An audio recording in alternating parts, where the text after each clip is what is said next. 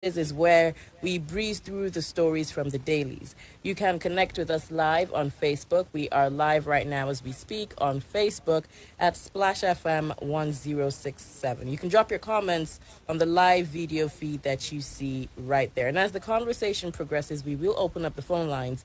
But in the meantime, you can also let us know your thoughts via the WhatsApp number 0817 555 1067. We also have an app, Splash FM, and you can search for it on Google Play Store and Apple iOS Store. It's very user friendly and data friendly. And as we go on, we will pay attention to the calls as we have said.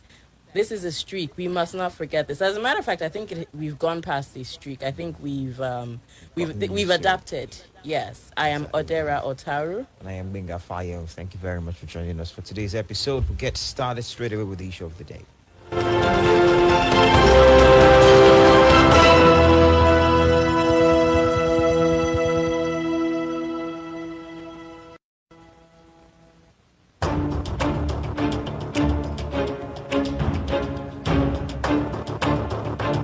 Speaking at the opening of the 14th Annual Banking and Finance Conference of the Chartered Institute of Bankers of Nigeria on Tuesday, 14th September, President Muhammadu Buhari revealed that the federal government will in October this year launch its 15 trillion naira infrastructure fund in a bid to alleviate poverty, adding that 1.6 million poor and vulnerable households comprising more than 8 million individuals are currently benefiting from the conditional cash transfer program, which pays a bi-monthly stipend of 10,000 naira per household.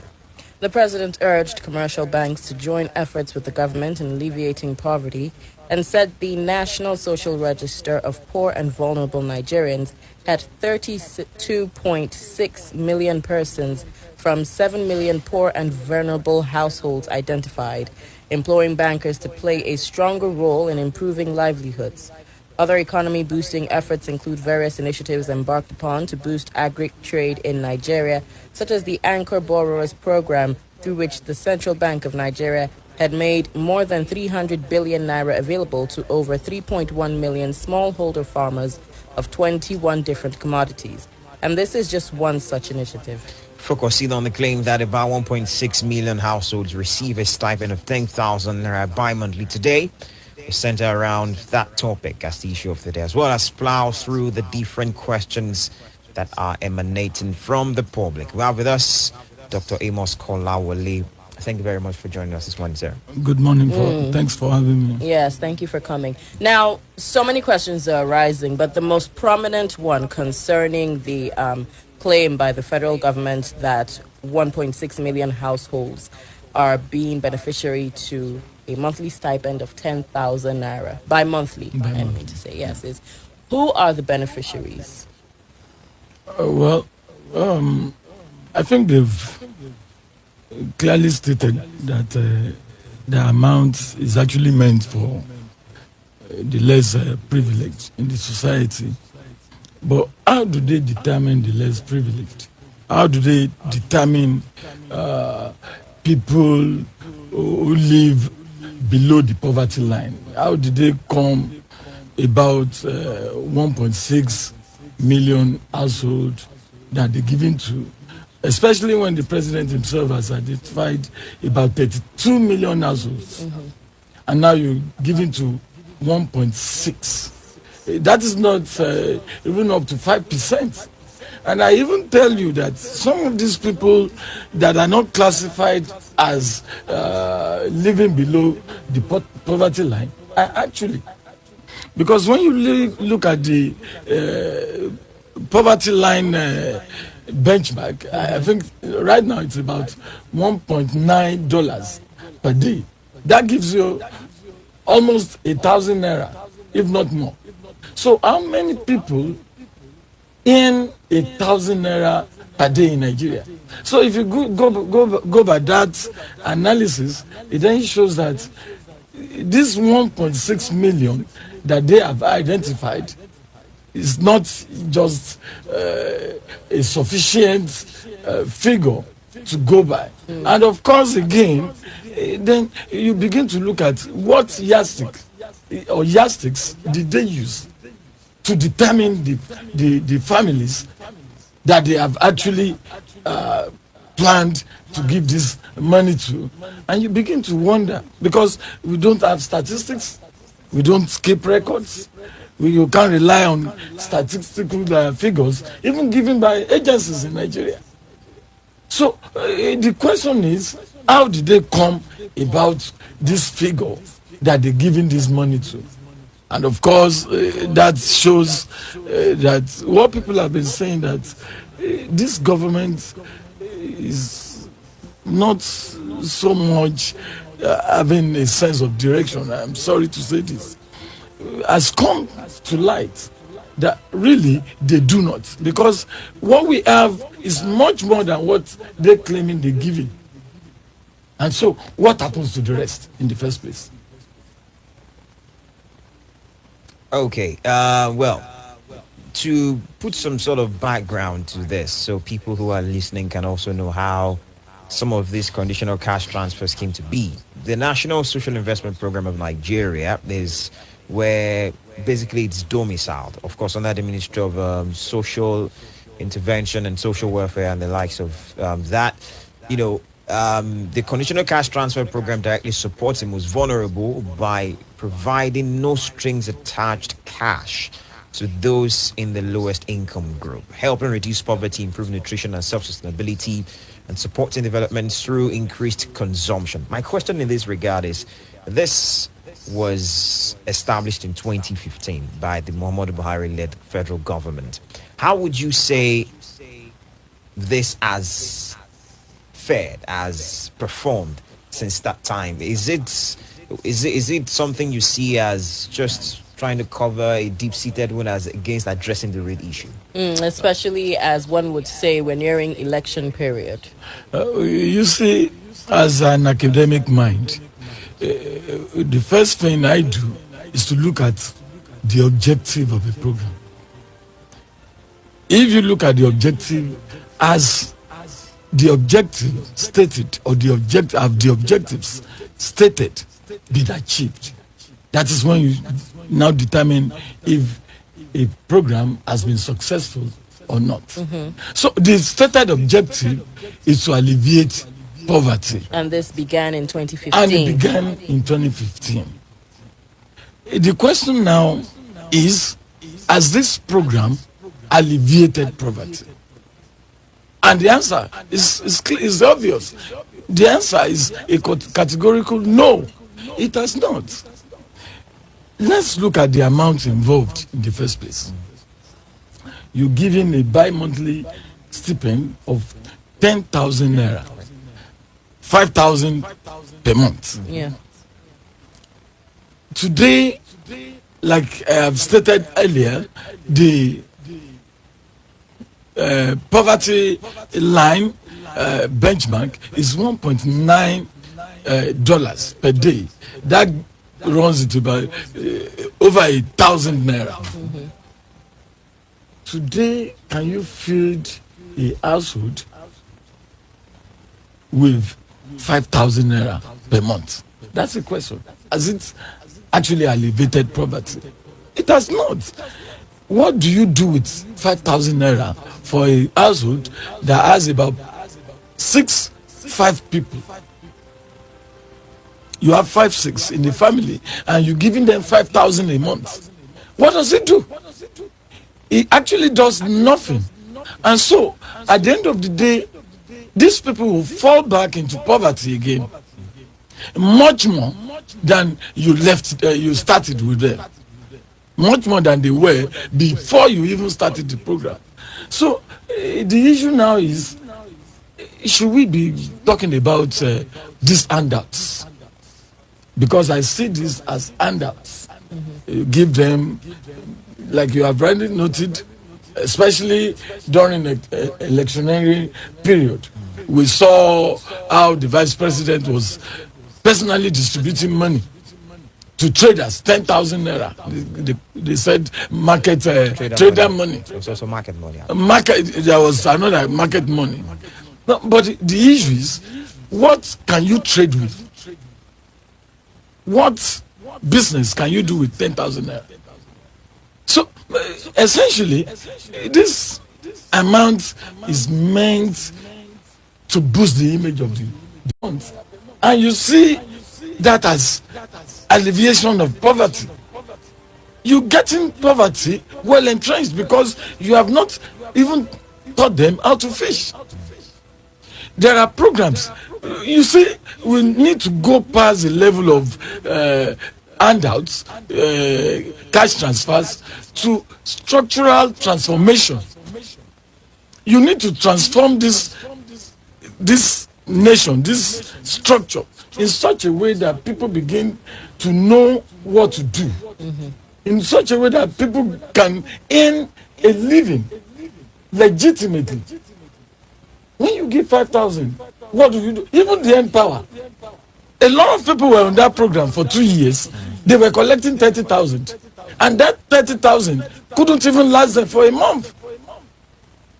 So these are issues. I think we're getting it wrong, and the government is not sincere with poverty alleviation. I think we should note that, the stipend of 10,000 bi-monthly is just one of the initiatives. We did read out in the prologue that the central bank had more than 300 billion naira available to over 3.1 million smallholder farmers of 21 different commodities. So I think we should bear note to that as well. But then, if you're saying we should bear note to that, I am a farmer too.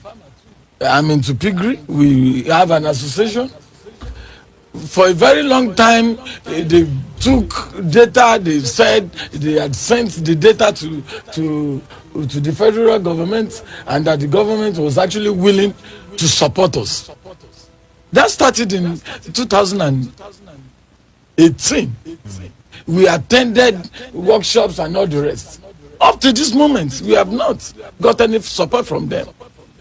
And of course, I have friends who are into poultry and all the rest. These are farmers, and they have not got any form of support. So if you're saying the government has budgeted this, it has budgeted that for whom? Do you see this as targeted at maybe certain individuals? Or a certain region? Yes. I was trying to be careful not to say that, so that I am not seen as an ethnic chauvinist, so to say, or being parochially minded. But the truth has to be told. Look at the irrigation system in the north. And that is why you can have their tomatoes here. That is why you can have their tomatoes here. That is why you have their tatache and all the rest. Look at the quality of tatache and tomatoes from the north, and look at the ones we have here. The difference is so clear. Why? Because the government subsidizes at no cost to farmers in the north. And that's the truth. They provide an enabling environment. In fact, they force them in a way to farm and give them incentives such that the government is not even getting anything in return from it. And here up south, nothing of that such is happening. The last time they gave money, to my knowledge, was I think 2016, when a group of I think 20 farmers were given 500,000 naira. What do 15-20 people do with 500,000 naira? That's the truth. If you really want to transform this nation, if you really want to transform our agri sector or the SMEs, as they have claimed. So the truth is, they are not doing it the right way, and it's focused on a particular segment of the society. One of which the is mantras sad. of this administration at the federal level has been the lifting of 100 million Nigerians out of poverty in 10 years, which should elapse by 2030. So say about a year is gone out of that 10. With these conditional cash transfer programs, social investment programs, are you confident that that can be achieved? Is this government set? When I want to look at young people long life skill acquisition that could enable them march through life challenges, influence their communities.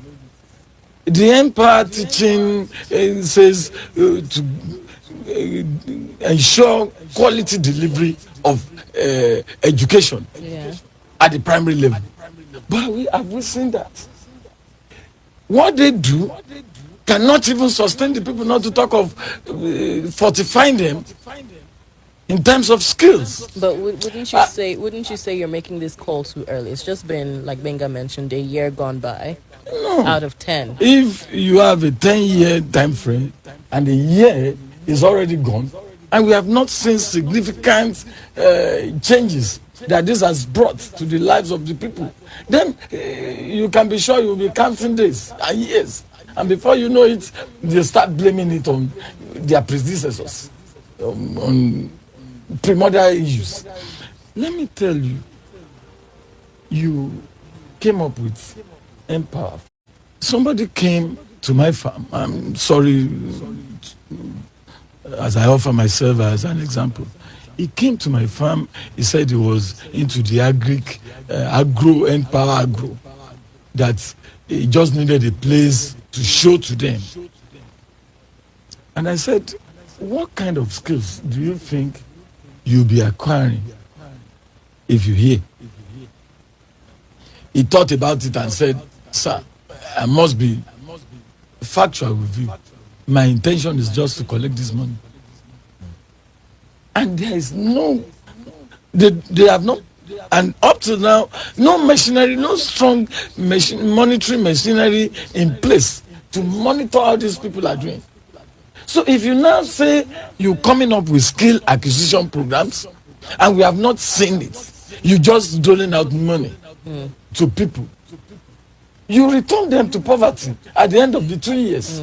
So what have we gained? So do you think, like in the case of Empower, rather than dole out money, they can dole out things like equipment? Equipment, that is it. Okay. Give equipment. You see, take Ghana for instance. Their investment project, national investment project, was not handled or is not being handled by politicians. NGOs, local government authorities, regardless of their party affiliations, they are the ones monitoring the disbursement of these monies. And they are the ones in charge of this skill acquisition programs. And that is why Ghana's investment project is one of the best rated in Africa. Even the World Bank is saying Ghana is out all this money that we hear about. Look at the figures they're parading. And at the end of the day, you begin to wonder. Look at all this ongoing feeding program. Even during COVID, they claimed they spent about 500,000 naira, 500 million rather, on school feeding for children that were pupils that were not in school. And they said because they identified a certain number of children, they felt they were feeding children with 17 naira daily, and that a household will have about 3 children, and so times 70 times 30, giving about 4,000. How did you identify those households that you were giving money to? So the whole thing is enshrined in corruption. No clear-cut position for the disbursement of the funds, no clear-cut position for empowerment of our youth. And so, for me, in the next 10 years is around the corner, and you see the results. Because you don't leave this. Look at China, for God's sake. When they wanted to start their social investment program, they called all the girls, university dons, artisans, and all the rest. They came together, and they fashioned, and it is not only left in the hands of the government. partnership with organizations, private organizations, and all the rest. And it is not being handled by government itself, but here, government handles it and gives it to their party members. During COVID-19 palliatives, there were quite a number of houses that are living in penury. Even in my area, it didn't get to them. All they saw was a Congo of gari and rice. Yet they were giving us figures spent on palliatives. So there is no sincerity, and that has been the bane of our society. Let government forget about sponsoring this. Let partner with individuals and private agencies who could properly channel these resources to the areas that they are best or most needed. To give some bit of statistics to this as well, or to provide a big picture, like we mentioned before, this National Social Investment Program started or was initiated in 2015 by the Muhammadu Buhari-led federal government. And, well, in 2018, after the inception of those, one of the things that happened is Nigeria became the poverty capital of the world. The question then is, with that in mind, do you think the people have also played a part in maybe the success or otherwise of these social investment programs, as how they have accepted it, and then maybe the level of illiteracy or literacy of the people? How do you mean? Well, by that, if you take a look at a lot of the targeted people of these social investment programs, are those, like you rightly mentioned, below the poverty line. There's one, let me quickly read it out, for rural women, people that are not, maybe not enlightened of as sorts. Do you think the fact that there's that number of people is also making it very easy for the buy-in to these social investment programs? You see, when you want to talk about social investment programs, you shouldn't be targeting rural dwellers alone. You see, I am not an economist, but I know the flow of money. Money in most cases flows from the urban to the rural. So if you can concentrating solely on the rural, you are deceiving yourselves. Because it is when the urban artisans, the urban businessmen, it is when their businesses are solidly entrenched that it goes down to the rural people. So if your emphasis on the rural, for God's sake, we know the intention. And of course the intention is for politicking. That is the truth, because look at the kind of people that this money is being given to, and they will be coming on TV, on radio, praising government for 5,000 naira per month. For God's sake, if you give my son 5,000 naira, who is in school, 5,000 naira a week, he tells you, Daddy, this can't take me anywhere. So if a old government prides itself in giving 10,000, how much were they buying gari in 2016 when it started? How much does it cost now? So the purchasing power of this money has actually reduced. So you can't be talking about poverty alleviation in this first place. But I think what they want to do is to ensure, in the mindset of the downtrodden, especially the uneducated, is to say, well, this Buhari government has tried. We have never seen a government that has been giving money like this. No government thought it necessary to give, no matter how small, to people. Okay, so you're saying that this demographic was deliberately targeted? That is it. It was intentional, so that they will be singing, and of course they are the ones who vote. Most of the enlightened people don't vote. Is that not the problem in itself? the fact that the enlightened people don't go to the polls as those who are the rural areas? It's unfortunate. I must be factual here. As enlightened as somebody might think I am, I have made up my mind not to vote. But I am beginning to have a rethink because of these agitations here and there. That if eventually Nigeria becomes successful by restructuring, then there is hope. But as it is, if this society is not restructured, let us stop deceiving ourselves about voting. When you vote, when a society is in a state of disarray, when you vote, when a society, when the rule of law is not followed, where due process is not followed, what do you stand to gain? All this money that you hear of, that they dispense, does it get to the poor people ultimately? That's the truth. Does it get to them? It doesn't. They give it to their cronies, their political associates in the rural areas. I have seen that. I have friends who live in the rural area, and they say when it gets to town, to the villages, they go to the house of APC leaders. If PDP were there, they would do the same.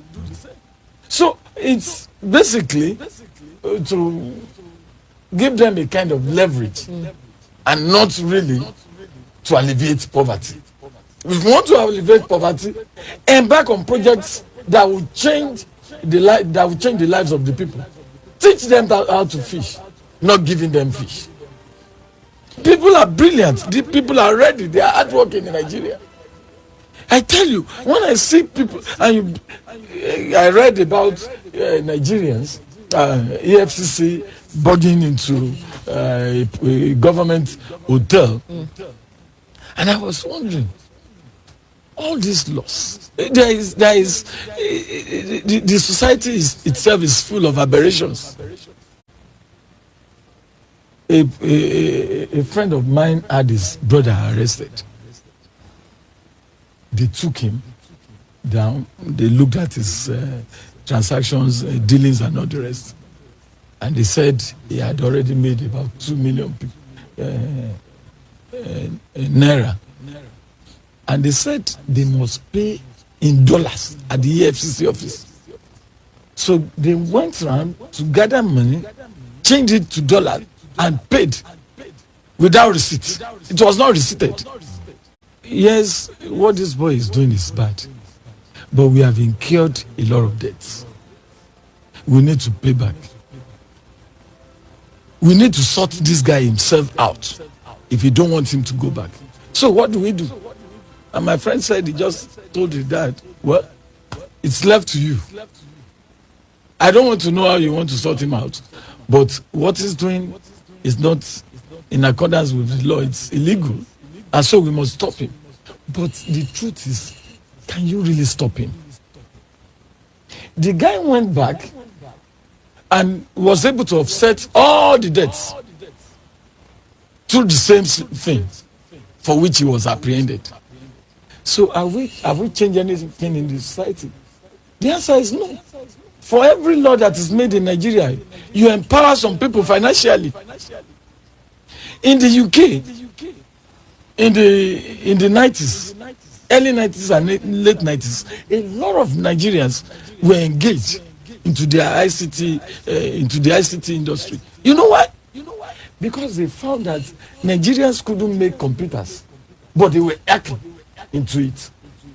So they got them engaged so that they could give them the means by which Nigerians hack into computers. And they work for them. So all these boys that we pursue around, what rehabilitation programs have we got for them? So that they won't go back. So these are issues. You are not empowering. These are ICT guys who can manipulate anything on the computer. Set them up. And they will turn Nigeria into a technical hub for the whole world to see. We are not doing that. So it's so sad, and only God knows where we are actually heading for. We should mention that we're live on Facebook. You could just head straight to Facebook, impute into your search bar at Splash FM 1067. We see your comments trickling in already. We'll get to read them very shortly. Also, the WhatsApp line is 0817 555 1067. That is 0817 555 1067. We'll get to pay attention to the calls that you'd put through to us very, very, very shortly. I want to ask this question, and it's on the part of the people.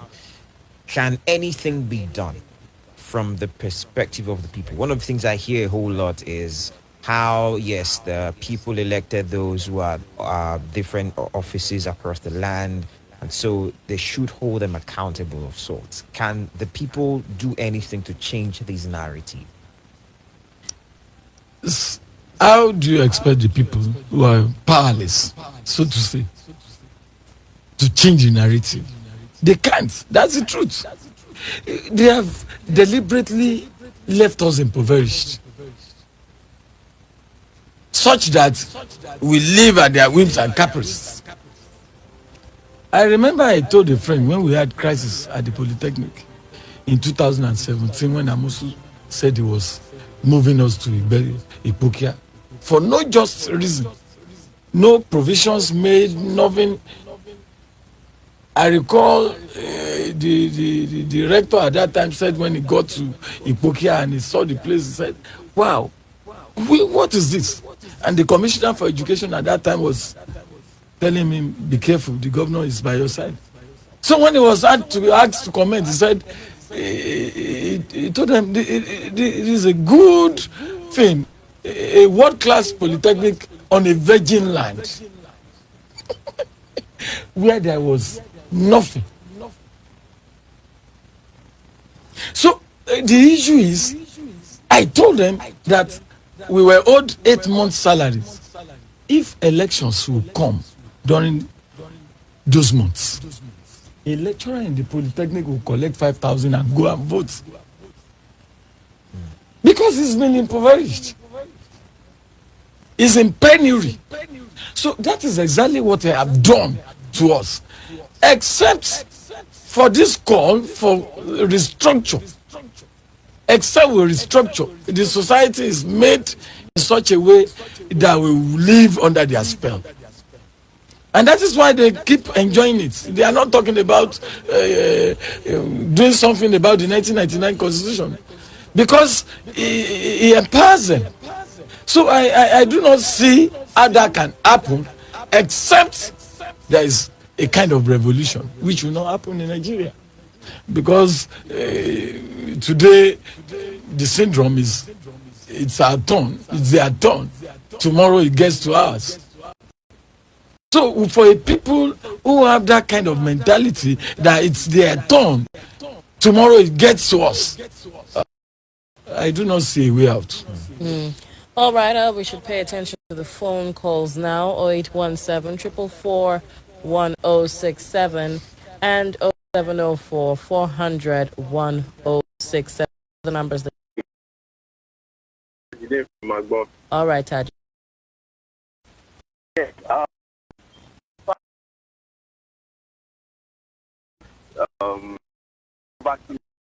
That is far. I think the government has come to not alleviation, because this so it means that the poverty will now start only blame the government, although the government have about 70% of the blame when it comes to Nigerian problems. But individual, we as individuals, we as citizens, we have another major role.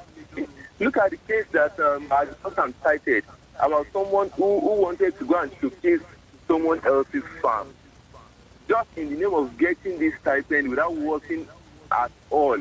We have roles to play. It does not stop you and I, even myself. We are all involved. So we also need to keep our own why we pray to God to change our government for the better. It is from us that our government has been chosen, that people who represent us have been chosen. We have not chosen anybody from the US, from the UK to come and hand us. It is from within us. So we also have our own role to play. Thank you very much. Do have a nice day.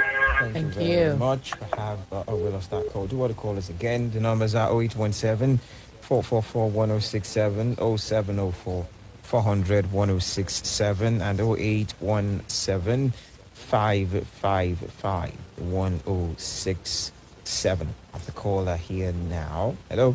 Good morning. Good morning. Good morning, Afolabi is my name. I'm calling from myself. All right, Afolabi. Yes, I want to say that the poverty alleviation program or whatever name you call is a sham and is going nowhere. These politicians, they know exactly how to handle the issue of poverty in this country. And I think it borders around the economic of the month. I think it's bi-monthly. With the level of inflation in this country, do you think it can, get them anywhere? It cannot. So these are deliberate acts to, paint the politician, the government, in a kind of color, so that people might think they are doing something, whereas they are not doing anything. And let me tell you, where do they get all this data to, ascertain or to have a precise knowledge of those that are poverty reading in the country? This money will still go to the pocket of the politicians. So we just have to stop all these things. And then in our own ways, we were asking that, can we do something? I believe we can still do something. These people, like I always say, they are not ready to change because they benefit from this bad system. So we have to rise up to the occasion.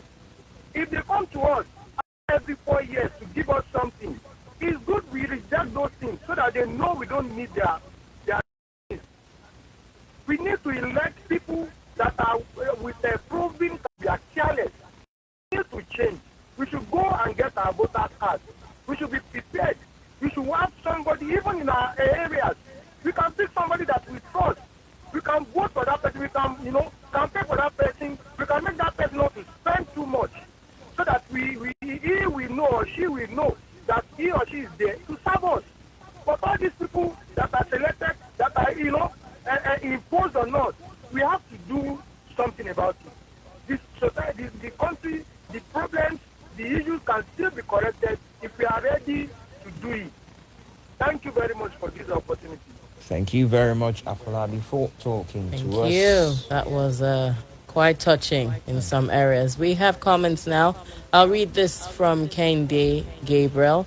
Good morning. The question this morning is, who are the beneficiaries? On what parameters were they chosen? Nigeria is a country that lacks database. How did they locate their beneficiaries? There's a lot of questions begging answers here. There is a lot of distrust amongst people towards government that is not unconnected to the deceptive way of handling various promises made to the public. The government's insincerity in the past years will make it so difficult for ordinary citizens to believe this present administration. The government should take further steps and name the beneficiaries. More so, this present administration is taking one step forward and hundreds back. All the economic intervention programs yielded no fruits because the economy itself is getting deteriorating.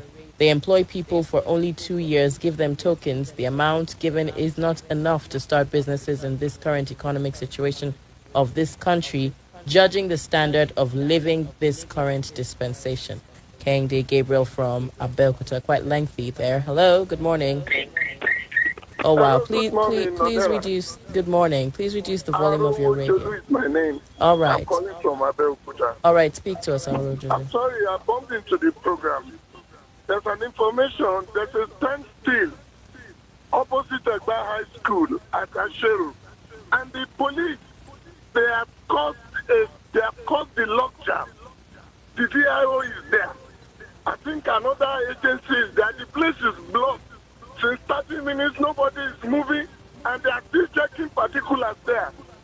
I think they should tell them to move away, look for another place to do roadblock. Thank you. Thank you very much, Ayaro Julie, for that bit of information. Some sort of advisory of sorts to allow free flow of traffic. We have another caller now. Hello, good morning. Hello. Good morning. Hello. Hello, good morning. Good morning. Yeah, Uche from Abeokuta. Okay, Uche, speak to us. You see, in my whole life, I've never had that any country alleviated poverty in their country by sharing people money, not that the amount. If you truly want to alleviate poverty, you will create the opportunities that will get people employed, get people busy, get people working so that they'll be fending for themselves, not sharing people money. You want to alleviate, and then you are banning and blocking means to which people can get employed. For over 3 months now, they banned Twitter. Well, we don't know that it's through that Twitter people can get it. People get employed, people are working, and people are feeding themselves and taking from their family. Central banks are banned cryptocurrency. For what? Through means to people that people can get job opportunities, people can get themselves jobs. You ban it. This is anti government. You don't have anything to offer. What you know is how to, that is anti-party, going against the people's wish and the interest. You have borrowed more than every other administration, then you did not see anything about it. Exchange rate now is getting to 600 naira per dollar. Yet you are fighting poverty. Other administrations did not borrow this much, but at least they were able to sustain the exchange rate between 200 and they were even to 12.5 is 87 naira, yet they didn't borrow this much. But they have borrowed this much, yet the poverty is on the increase. I don't see any poverty alleviation in this administration. They are only compounding the poverty of people day by day. Price of goods is increasing day by day, and they want to alleviate poverty. How can you alleviate poverty when you are not getting job opportunities? You want to alleviate poverty by sharing people money, to see a good image, to buy people over against first coming election. That's what they do. The only intact people that can start use those tokens. You use 5,000 naira to what can you use 5,000? Even if you want to sell your water, can 5,000 naira buy cooler for you? 5,000 cannot buy cooler because you don't have fridge already. Even to buy cooler to show that you carry the pure water, put it in the cooler. 5,000 naira cannot buy cooler for you. 5,000, how much block you want to buy? A mode of block now is how much? As block. You will cool it, you will buy cooler, then you run around in the traffic to sell it. What can 5,000 naira? 10,000 naira you cannot even do it. You can't buy a sizable cooler now with the 10,000. Yeah, when people hear something like that, they will be carried away. They will go to the rural areas where people are so dumb, where people are too backward, where they cannot reach it. They don't understand anything. I wouldn't describe those rural areas as dumb. It's important. Very sorry, there. It's just that the way things are going in this place, it makes somebody to be very, very annoyed. People are just losing hope. There's no hope for any common man again. Somebody cannot wake up in the morning and hear good news. When you wake up in the morning, what you hear is about the past. You will not wake up in the morning and hear that the price of cement has reduced to maybe 1,500 or 1,000. You only hear that what the prices of things going up by day. And this administration has borrowed more than interest in this country. Yes, the things are not working. You borrow to finance capital projects. Those capital projects, we are not seeing it. That is why the essence of borrow then use it to do capital things that the people will see. These are things to get people job opportunities. Things to get people employed. We are not seeing that, and every day we are thinking about borrowing. What is the essence of the borrowing? The money that has been borrowed, where are those money going into? We are not seeing the result. Why wouldn't people complain? When people complain, they say that people are fired. They only talk about the federal government. When you borrow, let us see the result of that borrowing. Let it reflect in our individual life. Let it reflect in our day-to-day activities, so that the people will get confidence that yes, this borrowing is yielding results. Talking to us. Thank you. I appreciate you a great deal. Hello. Good morning. Good morning. Good morning. Good morning. Good morning. This is Abayomi calling from Abeokuta. Let me start from where the guest started. Good morning, our guest this morning. Good morning, thank you. That we are, it's like we are powerless. No, sir, we are not. These people that we are telling to do restructuring for us, do you think they will do the restructuring? They won't, because they are benefiting from the present arrangement. The only viable means for us, since we don't want violence, I don't want violence. I don't want anything like violent revolution. But the only ideal means for us to effect that change we all crave for is to use that one vote that each and every one of us has. This idea of because people are impoverished, once politicians give them 5,000 naira, they will vote for that politician. We can collect this money and not vote for them. It is possible. Now, for the policies that the government has been using all the while, this is a country where you see challenges, you see problems, and you feel that it is cash that you need to push to that problem to take that problem away. I know so many people that collected the loan, the loan that they were given for agri, and they took off. They left this country. So many people, they took that money and they left this country because the government believed that it is cash that will solve the problems of this country. No, it's not going to work that way. It's not going to work. They have to change their tactics.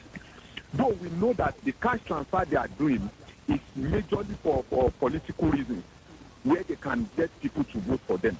But if we really want solutions to this problem, it is beyond giving people cash. Now, the palliative that was given during pandemic, why can't they say they want to share money to Nigerians? Why did they buy the food and they were sharing food? Though the majority part of the food were not shared and they stored it somewhere. But why can't they say, okay, Nigerians, take money, go and buy yourself? Because they know that they won't get the desired result there. The ideal thing is, in agri, for instance, get people the facilities and let them work. Not that you say, come and collect money. You collect money to go and buy fertilizer, where? You collect money to go and rent tractors, where? Get us these facilities. Get people to the farm and let them work. Then you give them salary. It's not that you go, you give them money and you say they should go and buy plants and machinery themselves. Good morning. Thank you very much. All right. We should take the comments now. They are quite lengthy this morning. Olatunji Ademola on Facebook, Amos, says, Dr. Amos has really said it well. Well, that's your namesake. Alleviating poverty is not what the government can do alone. We should see it as a collective responsibility. And if there is any government we see not to be doing well enough, we can come together to fight for our rights. Napoleon Joseph says, good morning, Splash FM and the guest. My wife was among those on the federal government teaching scheme program, and it is a 2 years teaching program. This month will make it 3 months. They've not been paid. So please, this government should stop deceiving Nigerians and do the right thing. Sahid Olushesi says... Let's take a call, just one, before we proceed with comments. Hello, good morning. Good morning. Good morning. What's your name? Is my name. I just dropped my comment on Facebook, but in addendum to that, the thing is, I had a brief discussion with someone, I think like a couple of weeks ago. We were discussing Nigeria at length. And I was like saying, forget about the figures and indices. So when you get to any nation, so if you want to know without having any prior idea about what that whole country is all about, just check, just analyze, just study and evaluate the practices, the modus operandi of their political parties. So they are intra-party politics and the inter-party politics. So how the political parties operate, whether the incumbents or the oppositions. So it will give you a very clear clue of what that mission is all about. So this dishing out money, throwing out money at things, is something that is sustainable in the terrain of our political parties. So, and it is a reflection of that we are seeing in the governance or administration at large. And to be fair with government, it takes two to tango. So the masses and the government themselves. So when they... All right. Thank you, everybody, for calling us. We have to proceed in a commercial break now. We have, right? Okay, so when we get back, we'd take the rest of the comments, and of course, we'd move on to the other segment of the show from the pages. So stay with us here. Don't dare touch that dial. It's Splash, your integrity station.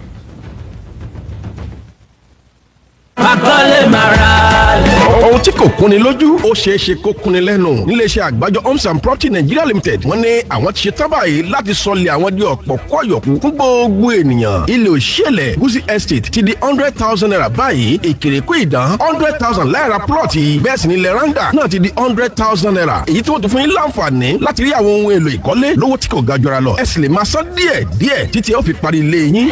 ilé oko àpèsè ọbádà ìdíẹ̀mẹ àti orílẹ̀ ìlúgùn. bẹ́ẹ̀ bá ti ra plọ̀tì mẹ́ta ẹ ó gba ìdajì sí i lórí 30,000 per plot. tẹ́ bá sì ra éèkà kan ẹ ó gbódìdí ilẹ̀ kan sí i. ilé oko alábàtà pẹ̀lú òṣèlè náà bẹ́ẹ̀ bá ti ra plọ̀tì mẹ́ta lórí 40,000 naira ẹ láǹfààní láti gba ìdajì sí i. bó ti jẹ́ éèkà kan lẹ́ra ẹ gbódìdí plọ̀tì kan lé lórí 39 NTA Road ọgbẹ́ Abẹ́òkúta 07044648338 07044648338 ìparí oṣù kẹsàn-án láǹfààní yóò pé ẹ̀sùn 33 ní ìdìbò.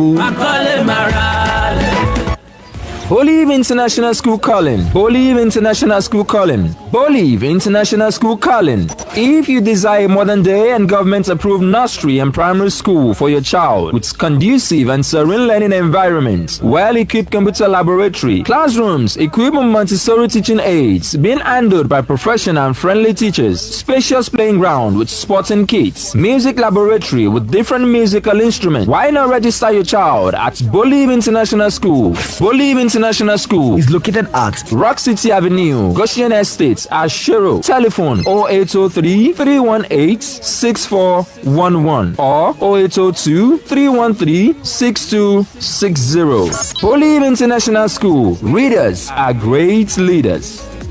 You fit, you fit, you fit, you fit, you fit fly. Wow, you fit fly brings to you another wonder as we embark on a holy pilgrimage to the kingdom of Jordan. Of course, you have been to Jerusalem a number of times as instructed by the New Testament, but this pilgrimage to Jordan will help you complete your holy pilgrimage according to the Old Testament. Remember, River Jordan is where Jesus Christ was baptized by John the Baptist, and a number of historical sites mentioned in the Bible, like the point where Prophet Elijah was taken up by chariot of fire, as well as Mount Nebo where Moses stood to view the promised land, and the point where he struck the rock to bring forth water for the Israelites, and the miraculous Dead Sea, and a host of others. The holy pilgrimage to Jordan is slated for Tuesday 14th to Tuesday 21st September 2021 as led by evangelist J.A. Adelakun Ayawa. Visit Fit Fly office now, 68B Awolowo Avenue, opposite Fed Adventure Palace, Ìsàlẹ̀ Ìgbẹ̀yìn, Abẹ́òkúta. Telephone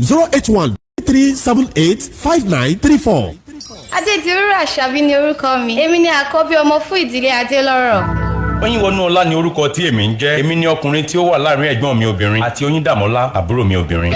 Ọ̀gbẹ́ni Àlàbí Adélọ́rọ̀ ni mí. Èmi gan ni olórí ìdílé wa. Digbí ni ọkàn mi balẹ̀ torí ohun gbogbo tí ìdílé mi fẹ́ fi ṣọdún bíi ìrẹsì, màálù, ògúnfe, òróró, tọ́kí àti bẹ́ẹ̀ bẹ́ẹ̀ lọ. Bí ọdún bá ti kù ọ̀sẹ̀ kan, nílé iṣẹ́ ABL máa gbé gbogbo àwọn nǹkan tí mo fẹ́ fi ṣọdún yìí fún mi. Ọkọ tèmi nìkan, ọ̀rẹ́ tòótọ́ kan ṣoṣo fún àwọn ọmọ wa. Àṣeyọrí wa yìí ṣeé ṣe nípa fífi 2,500 pamọ́ fún àwọn ọmọ wa. Èmi náà ń fi 5,000 naira pamọ́ nínú owó oṣù mi. Ọkọ mi náà ń fi 10,000 naira pamọ́ nínú èrè okòwò rẹ̀. Tó bá jẹ́ ti ìdílé Adélọ́rọ̀ pẹ̀lú ìrànlọ́wọ́ iléeṣẹ́ ABL. Ọdún Kérésìmesì àti ọdún tuntun máa dùn yùngbàyùngbà lọ́dọ̀ tiwa. Iléeṣẹ́ ABL wà ní nọ́mbà 47 Purple House Ìtòkú Road, Ìtamọ́rìn Junction, Abẹ́òkúta, Ògùn State. Ẹ pè 09026577587. ẹ̀yin ará ilé ìwé ará oko àǹfààní ilé oko ọ̀fẹ́ ti dópin o ẹ̀yin ìkó ìnílé oko àtúntí gba àǹfààní múrẹ́dẹ̀ àfihàn kò ṣeé ṣe o. bàbá àjànàkú ẹni kò sílé ọ̀fẹ́ mọ́ èló ni ká wá máa wá báyìí o. àrẹ wọn kú náà ni torí tí yín kó lè ràn yín lọ́rùn ni àtúntí dínwó ilé oko kù ilé oko yà ń tà ní 50,000 tẹ́lẹ̀ àti sọ ní 25,000 naira ìbí bá wọn ẹrẹ kó tọ́ka sí ilé oko ìlọ́ra eléyìí tún ká màmá iléeṣẹ́ First January Agro Investment Limited tún máa ṣe dánilẹ́kọ̀ọ́ fún dédé ẹni bá rà oko ẹ lè mú balẹ̀ yẹra mú àmọ́ yín lérúgbìn yìí ẹ bá gbìn lẹ́yìn ìdánilẹ́kọ̀ọ́ ẹni bá ti rálẹ̀ látòní. lẹ́kọ̀ọ́ yìí ó má dẹ̀ gbàgbé bó ti rálẹ̀ báyìí kó gbà láti lọ́wọ́ pa nují jẹ́ Toyota ká bíkì dádì àti Toyota ká mú rùmọ́sùlù àti sọ yíyí kòtò síwájú dọ̀jọ́ kejì 5:35 ẹni bá lè kó bá tó. Dear parents, all work and no play makes Jack a dull boy and Jill a dull girl. Why not let your children come unwind with us at the Splash FM monthly children's party? All birthday celebrants this month will get to have a rousing birthday celebration in their honor. Happy birthday. A flat fee of 1,500 naira only will get your child access to all the exciting attractions we have. There will be a birthday cake in honor of the celebrants, face painting, games, amusement rides, and more. Come party with us at the Ogun State Ministry of Youth and Sports Recreation Center, MKO Abiola International Stadium, Kuto, Abeokuta, for the Splash FM monthly children's party. Register by calling or texting 0805 041 7077 or 0811 249 0571. Check out our Facebook page Splash FM 106.7 for more details. The monthly children's party is by Splash FM in collaboration with the Ogun State Ministry of Youth and Sport. It's Splash, your integrity station. Panorama. Panorama. Panorama. Panorama. Panorama. Panorama on Splash 106.7 FM.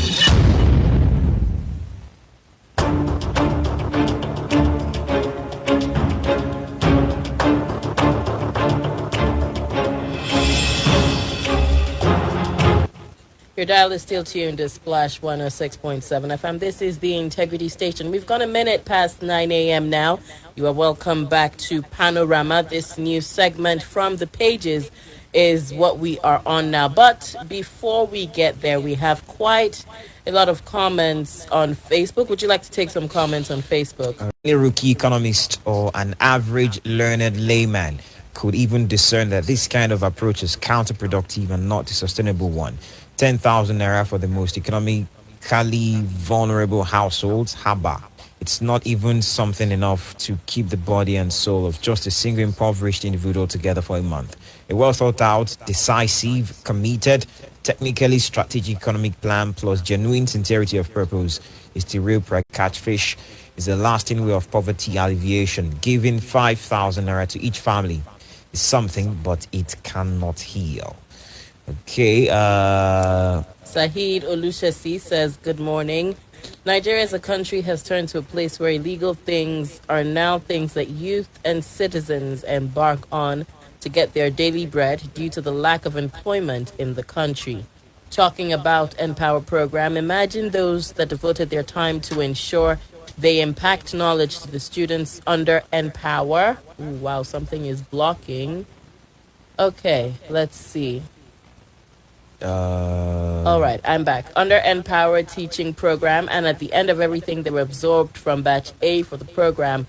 So the coming batch C sees the program as a waste of time and resources from the federal government to some of, oh, well, I can't quite make sense of this, cannot waste their time on the first batch. Only God can save this country. We have quite a few on WhatsApp from Allah Joel. This bi-monthly stipend given to the poor to alleviate poverty is a misdirected program and a sham. This government brought poverty to Nigeria, and all this poverty alleviation program is to say they are doing well. The government is lost, lacks developmental programs. Imagine the Empower program would have been a good one if handled well. I have people that did the Empower program that are now jobless and looking for ways to survive. Yet this government comes on air and says that they have alleviated millions of Nigerians from poverty. This government is lying and clueless. That is from Ola Joel from Itaoshi. We have another one. Good morning. Good morning, Dr. AMOS. I don't understand what they want to turn the country to. Is 10,000 naira enough to eradicate poverty from this country at this time when 500 naira can't sustain a 2-year-old child? They should provide meaningful job opportunities and stop all this. To we, the followers, let's talk to ourselves. Let's talk sense into ourselves on how to assist people. I know of 5 different people in Abeokuta that can establish people's businesses, but they won't. Finally, there are those collecting money they didn't work for to stop setting fire to their stomachs. I rest my case. Okay. We have another one. Good morning to you and the guest of the day. We, the people, are the problems of the country. There are ways we can say no to all the politics they play with our lives. We live in hope of a change every day, yet it gets worse. Even when they share monies to alleviate poverty, it is shared to people who are loyal to them. Let them encourage and build industries, improve security of lives, properties, and investments, and see if the economy will not improve. That's from Anu Olushola. Okay, Gabriel gave another message. I stand to be corrected. I have not seen any country that elevates its citizens from poverty by transferring cash. I'm not an economist, but I think this administration needs to change their strategy. Even transferring of cash is a mockery of the citizens. There are different ways you can empower the citizenry, make your economy attractive, create enabling environment, make the power sector work. Twitter has this cash transferring is like a compensation to their allies. Kende from Abeokuta. All right, those are the messages that we were able to gather on WhatsApp. All right, Amos, before we delve into from the pages, it seems to be a prominent opinion that all these monies are actually going to, friends of politicians. Those are actually the real beneficiaries. If that is the case, then how exactly does this suit their agenda to affect the rural people enough to gather votes in the upcoming elections? When you give money to your cronies, your friends, your associates, it's because you know they're in control. That's what they do. They have identified the opinion leaders in these different areas, especially in the rural areas. So they give a chunk of this money to the opinion leaders, who will now help in distributing to the followers. Okay. So the essence of doing this is to ensure their allegiance to them at all times. So what they do is essentially not empowering them, saying, you can say we are still there for you, you're still getting this stipend from us. So when next we ask you to vote and you do, it will continue and we continue to give more. All right, let's move now to the second segment, From the Pages. This is where we take you through stories that you can find on the front pages of our newspapers this morning. I have with me the Vanguard newspaper. First makes the nation. Okay, so headliner on the Vanguard this morning: Nigeria now owing 35.5 trillion naira. Local debt stands at 21 trillion naira. Federal government owes 29.5 trillion naira. States owe 6 trillion naira. World Bank Group, AFDB Group, dominates creditors list. Bilateral creditors include China, France, Japan, Germany, India. All these stories on page 5. 100 days after federal government says end of Twitter suspension is near. That is on page 8. While we are borrowing to pay salaries, Akeredolu says, in quote, I can't watch workers suffer, end quote. That story is on page 10.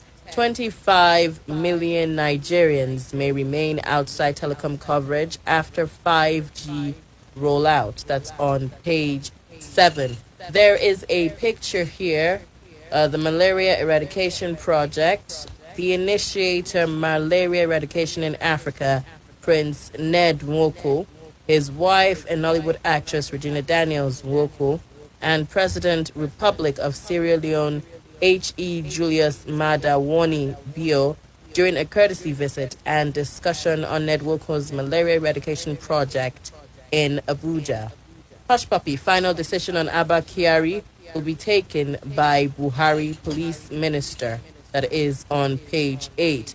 AIB submits interim report on Air Force plane crash that killed former COAS. That is on page 14. Yoruba Nation's protest with IPOB at UN must be ignored. That's coming from the presidency. The story on page 36. Food prices moderate inflation to 17.01%. Kogi in highest rate. That story is on page 9. Resident doctors agree to sign MOU with federal government to end strike. Striking doctors have chosen to make federal government weeping dog. also took that. Page 4 is where you find the story. We also have this. COAS to commanders, that's the Chief of Army Staff to commanders, sit up. You find that on page 28. On page 27, on the front page, is where you first find it. No borrows to pay wages, says Akeredolu. You find that on page 27. And we have this as well. Nigerian airstrike kills 10, injures 20 in Yobe. A writer to the story says community hit in error. We find that on page 3. Public officers store Esther code allowances for review. On page 7, inflation drops to 17.01% on page 7 as well. And there's also another story, why we seized Odeli's passport. You find that one on page 28. Governors meet in Enugu over VAT orders. A writer to the story says Oyetola Udom sign anti-open grazing bill.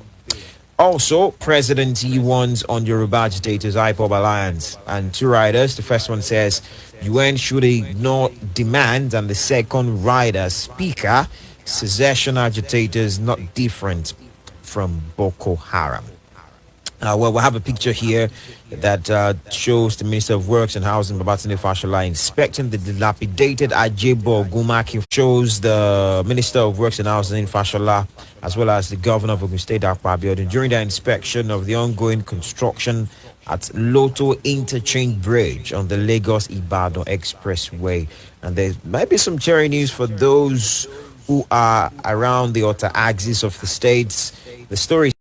The question is, what will it take to get the international bodies loaning to be firm on the reason for loaning, or to be firm on the repayment plans, to be firm on this is why we are loaning you this money, we expect returns by so and so and so. Because quite frankly, right now it feels like that is not happening. And so because they don't feel the pressure to repay back loans, they do as they wish with the loans. Let me tell you one thing that we need to know. That there is also this politics of loaning. I must tell you that why haven't we considered it as a people that China has zero tolerance for corruption? When you steal public money in China, you're going to be killed. And they know that in Nigeria, there is high level of corruption, no accountability of any sort.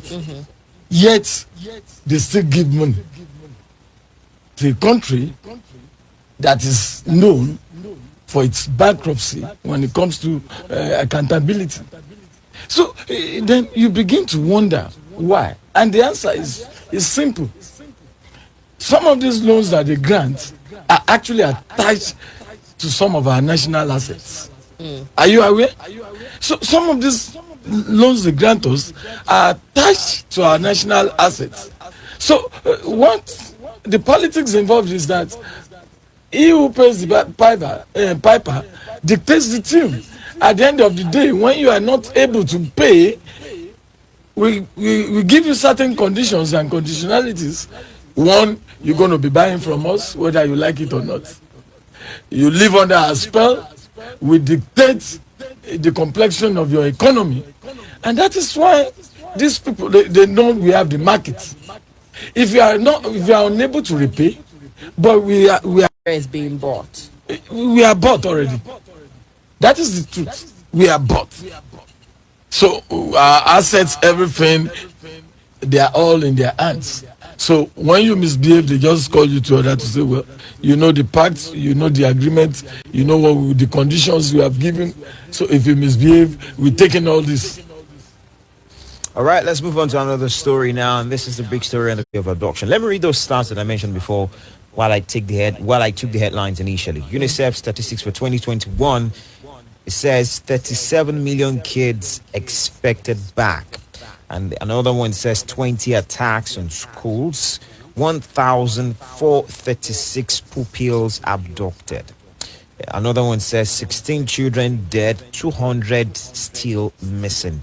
The state affected includes Zamfara, Katsina, Niger, as well as Kaduna. Now, with all of Boko Haram, of sorts. Their ideology is being against Western education, and so that notion and ideology that they have, which seem to be gradually gaining ground in these states that I've mentioned, are we winning that war? I must tell you that look at the people are out of schools. People are not willing to take their children, their wards. More out of school children begin to breed bandits. We begin to foot soldiers for this army of the insurgents. Yeah, but wouldn't you say that this is being counterproductive on the part of the bandits, in the sense that they are beneficiaries of Western education in the first place? Osama bin Laden was educated in the U.S. But you see, it's an ideological thing. Their entire being has been changed. It's one thing to believe in getting education. Osama bin Laden fights a particular war. It's you're able to pull down, determines your place in heaven. And when you have people with that kind of mentality, it becomes very difficult to that they are losing. Whether you like it or not, the fact that they have succeeded in ensuring that pupils don't go to school again shows that they have won, and they keep winning. The only thing that is left for this government is to ensure that, because somebody might not like this, I'm thinking that we have failed because Boko Haram people are in government, has been said or speculated by a lot of people. And then it becomes very difficult for us to win this war. If it becomes very difficult because they have all the arsenals, we still carry all these old arms, why can't we dialogue with them? Somebody might think maybe the way Sheikh Gumi Son is going about it might be a bit extreme, but I still believe if you are not winning, why can't you dialogue with them and see what you can do? From the southeast are now saying we want to meet with the presidency and other stakeholders to ensure ways of dialoguing with IPOB. Sometimes when you have prosecuted a war of this nature and it looks like in all fronts you are losing, there is a need to re-strategize and see what when you engage them, you see their weaknesses and work on their weaknesses to win this war. When you dialogue, it doesn't mean you have considered defeat. But I think it's important at this level to dialogue with these people. I was going to come to the point of several things that have been tried. There were points where Nigerians were all about change the service chiefs. The president eventually did that. What's the word now? Amnesty had been tried. We saw the governor of Katsina State come out with an information last week saying, with the benefit of hindsight, that we would not have done that because it seems as though they were still not getting the desired result that they were hoping to get. Now that you mentioned dialoguing, do you think the body language of the presidency would embrace dialoguing? In fact, there's a headliner here that says presidency warns on Yoruba agitators, IPOB alliance. If the presidency doesn't want to dialogue with secessionists, do you think we do not want to dialogue with insurgents and, well, some would not say terrorists, just yet bandits and but what have they achieved by not dialoguing with them? Look at the way they eat El-Rufai Act when they said he was not going to dialogue with them. They started in bits, and look at how it has escalated now in Kaduna. So the point is, you don't have the wherewithal to fight this war. It is so clear to the whole world. whether because those in government are the sponsors, whether because you do not have the ammunition. It's a way of getting to them, understanding their weaknesses. When you dialoguing, it doesn't mean you are weak. You have a goal that you want to achieve, and except you psych your opponent up, your adversary, except you psych him up to know his weaknesses. From the way he talks, you know how weak he is. You know how to penetrate. If you don't do that, the way we are going, like you've noted, we changed the service chiefs, we've done all we felt we could do, and of course, we have not seen results.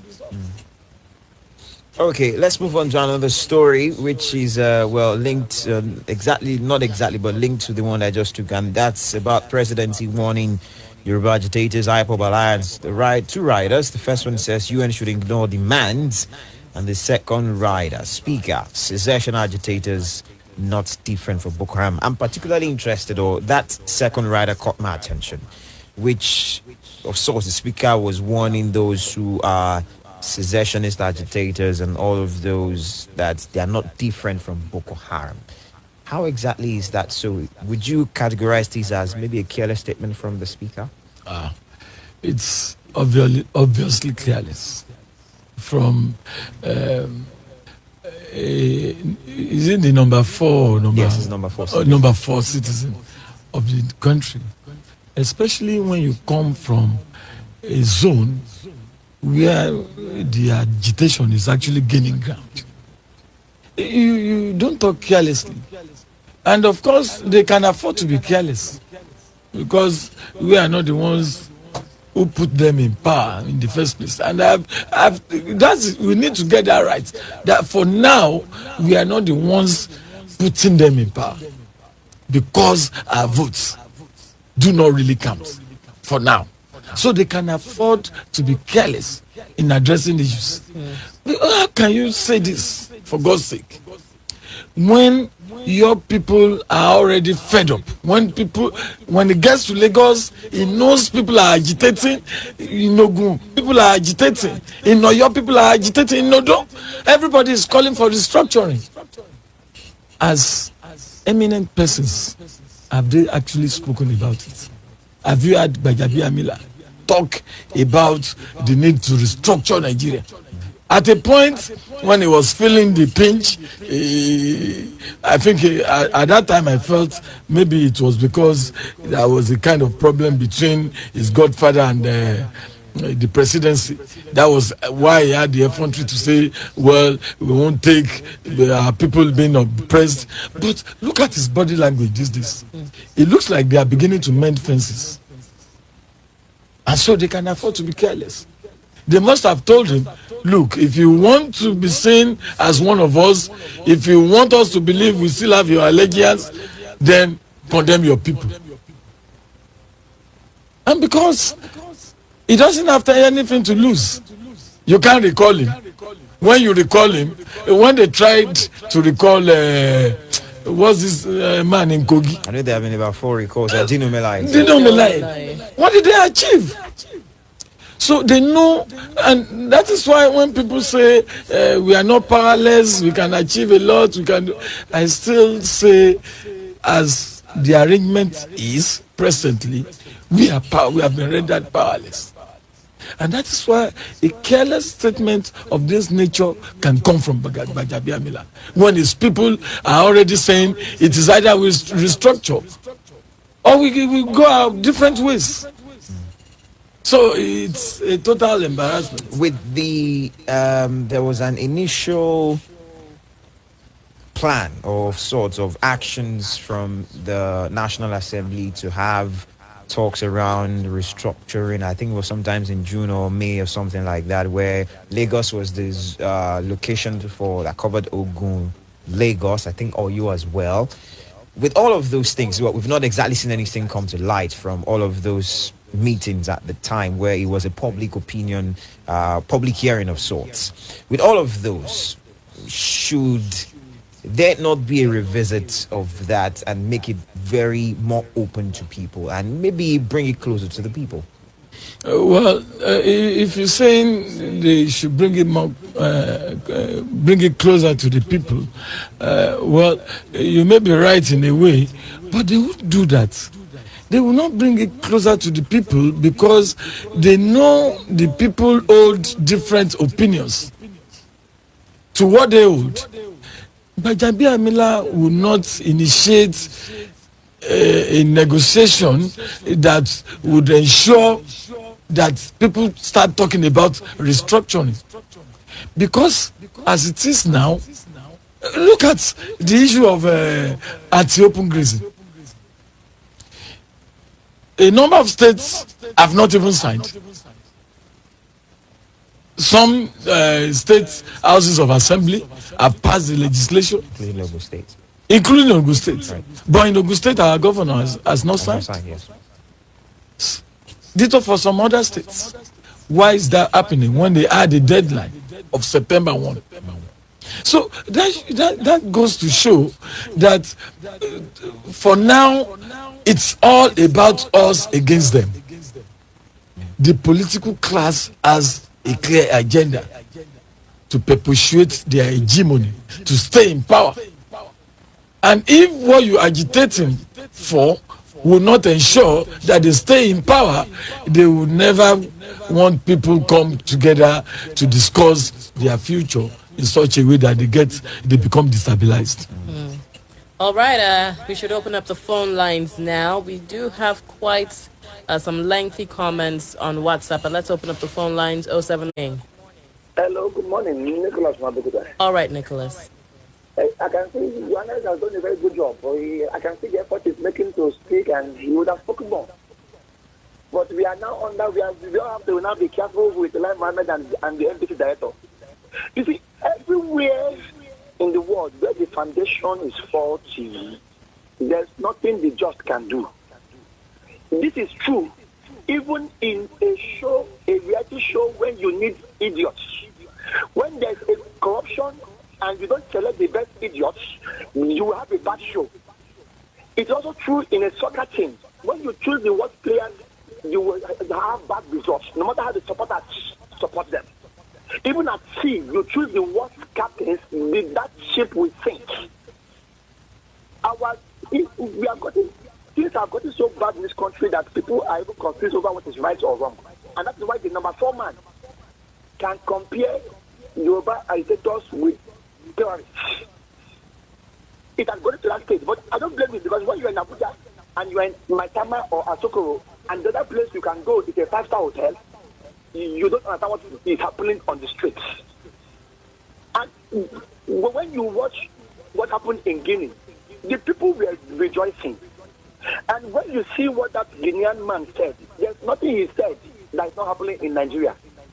So it's either we wait for 2023, or like Shakespeare said, what cannot be remedied must be endured. But this presidency lacks the dynamism and the will to change this country. Have a nice day. Thank you very much, Nicholas, for talking to us. We have another person here. Hello, good morning. Hello, good morning once again. Good morning. Afolabi is my name. Okay, Afolabi. I'm calling. Yeah, I have been saying the major problem we have in this country is cheated, or let me say the executive. Now, Gbajabi Amila is a disgrace to the entire Yoruba people. And I can say, he's not representing us. He's representing his pocket. And I know one day, whether he likes it or not, understand what he wants. He doesn't even know what his people want. So he's not representing us. How will somebody with a good state of mind we compare terrorists, ISWAP, with Yoruba nation agitators? Then you would have known that that person needs, to be treated psychologically and psychiatrists, because they have clear motives and they have reasons for their actions, especially those that are not violent. But to go and negotiate with terrorists, it will end us into more problems. And I'm telling you, if you get to a stage, terrorists upon terrorists will be surfacing. So we just have to be very careful. Katsina State government, they tried it, and now it's his fingers are burned. He's blaming himself now. Populace get value for the loans expended on these infrastructural projects by ensuring and residents of Ogun State who will keep the expended loans within the economy of Ogun State, or are they friends of political elites outside the state who will take these values Ogun State end? If these loans will be to deliver to us the quality of road at Obantoko bypass, the redesigning at Lafenwa GTB Kuto, Abeokuta Shagamu, etc., some of which are collapsing 2 years after, and which we are not sure will last the next 25 years, which is even below the quality of Awolowo gave the economy of Western region, it is not worth it. This is because it will be wasteful to borrow to maintain road funding and execution by ensuring that the quantity surveyors handles the financial management of infrastructural projects, which engineers continue to object to against every statutory law of the land, and the political elites pretend not to know that this is why Nigeria infrastructural projects are 60% more costly than the African average. It is fraud when cost is far more than the value delivered. Ayode Shorunke from Abeokuta. Hello, good morning. Good morning. Good morning. You have Olabode Adegunjan. Okay, Olabode. I'm sorry, I took a brief break. Also, I just, if you earlier talked about from the dailies, about the intended agro-cargo plan, agro-cargo airport, in the pipeline. Yes, go on. Okay, fine. I don't know if I'm the only one on this. So if our legislative arm, the state legislative arm, are actually, operating, these things are actually the way they are supposed to be. I think they should be. They are legally. They are the should I say the organ of government in the best position to just put stop to this, because this cart before the horse, project, it doesn't make any sense to me. So we keep, talking about agro-cargo. What is the essence of agro-cargo airports we want to set up at this material time? So isn't it pertinent we look at our viability, our productivity level when it comes to agriculture in Ogun State before talking with the idea of setting up of one agro-cargo airport? So we are virtually being fed by the north. So we've not fed ourselves. So let's even talk about the cash crops. We are nowhere to be found. We are the back foot when it comes to agriculture in the state. So isn't it pertinent we take this into consideration before we start, tinkering with the idea of this agro-cargo of eating? I don't have any hard feelings towards the incumbent administration, but hey, we've got to be objective, and I'm not taking sides. We don't need that agro-cargo. It is a capital no for me. So if you have to put both side by side, I will rather go for that passenger airport, because that is even much more, that will even boost our economic growth in Ogun State. Look at our proximity to Lagos. So maybe I'm saying this because I know how much I spend when it comes to traveling on here to Abuja. So almost also. So to me, that agro-cargo is, we cannot talk about the location. So, and plus the fact that this passenger airport is something when it comes to the financial aspect of it. So I think the federal government is there to play a huge part of the body. So then what are we? So I think this passenger, it makes sense. Thank you very much, Afolabi, for talking to us. We can take more calls. Call us on 817-444-1067, 0704-400-1067, and 0817-555-1067. Good morning. Hello, yeah. Uche once more. Okay, Uche, speak to us. You see, very simple. The only thing it takes for the southern politicians to sell out their kinsmen is just to dangle political appointment of position. You will see them, they will just fall instantly. When the person of Premier Badami will just compare agitators, independent national agitators, that is globally accepted everywhere, to people that are terrorists, gun runners, gun weeding, people that rape, destroy homes and houses. We are comparing both of them. that independent national agitators is not different from terrorists. I don't think, maybe, I don't just understand. And the most of it, why it is like this, that as the board, they get in the act and rightly say, our vote does not put them into office. The hands that put them into office are the ones that are removing them, telling them what to say and when to say it. In as much as the Attorney General of the Federation can compare ban on open grazing to that of spare belong to the where their boss belong, of which you cannot buy the hand that fits you. If at all they happen to go against their will, maybe it's a vision of maybe re-election in 2023, this and that, maybe may come to a full stop. That is why they will always go in line with their boss, because they know that they are that decide who wins the election and decide who gets to office. That is why in most cases you will see them today in APC, tomorrow they are in a PDP, tomorrow they are in an APC. The same way that they from Muslim to Christian, from Christian to Muslim again. Because of what? They want to obey their masters in Asuro so that they can give them political appointment. Because when you don't dance to their tune, forget about political appointment. Have a nice day. Thank you very much, Uche, for talking to us. All right, we have comments on WhatsApp still. Abdul Fattah Babatunde says, I laugh in Indian. If an elderly person can utter that kind of statement, what should we expect from the youths? If my elder brother should utter such a statement, we will let him know that he's not part of our family. He's not in any way representing us. Rather, he's representing his family. An elderly person that is representing his people should say this. There is a problem, and this is one of the reasons why I said some of our Yoruba leaders are the problem of the Southwest. I never said a particular one, but some of them. Okay, I think that's preferable. Kehinde Gabriel again says, it is so scary to know this terrorist aim and agendas is indirectly going their way. Boko Haram, that is, book is Haram. The statistics pull out this morning. It's actually an evidence.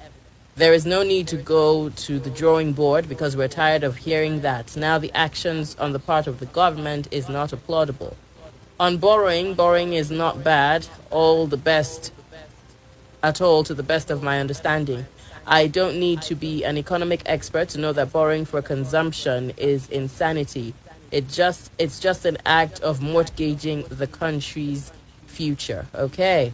Well, Olajuwel says the comparison of Yoruba and Igbo agitators with that of Boko Haram and ISWAP by the Speaker of the House of Representatives is proof to the fact that our leaders do not know their right from their left. Rajabi Amila should go back to school and learn the difference between terrorists and freedom fighters. That is at 444-1067-0704, 400-1067 and 0817-555-1067. All right, quickly now, this story, Twitter. Well, Twitter has been off and on for a while. I remember when we were talking... Off and on or off? I'm talking off and on. I'm talking about the Lai Mohammed negotiations going off and on. A few weeks ago, we were told that in a few days, in a matter of days, Twitter would be back online. This happened a few weeks ago. It hasn't been back online. But now the federal government is saying the end of the Twitter suspension is near. Now, remember that one of the conditions for Twitter coming back. Okay. Well, because I read further, and as the upcoming news kept coming, there were some alleged rumors that no such negotiations had taken place. We don't know how true that is. But right now, when we think of the loss that has been incurred on the part of the people, on a federal government level, it may not have pulled in revenue, which is what I think the federal government is trying to rectify now. But when you think of the loss that has been incurred on the part of the people, so many people feed from that. For so many people, that is all they do, by way of marketing products, by way of influencing products and things like that. Do you not think that the federal government should have seen this as very critical? You see, I'm not surprised that this government keeps telling us in the next few days, in the next few weeks, and we have not seen results, especially when it comes to trusting Lai Mohammed. He's been the master. At the time they claimed they were negotiating with Twitter, Twitter said there wasn't such a negotiation.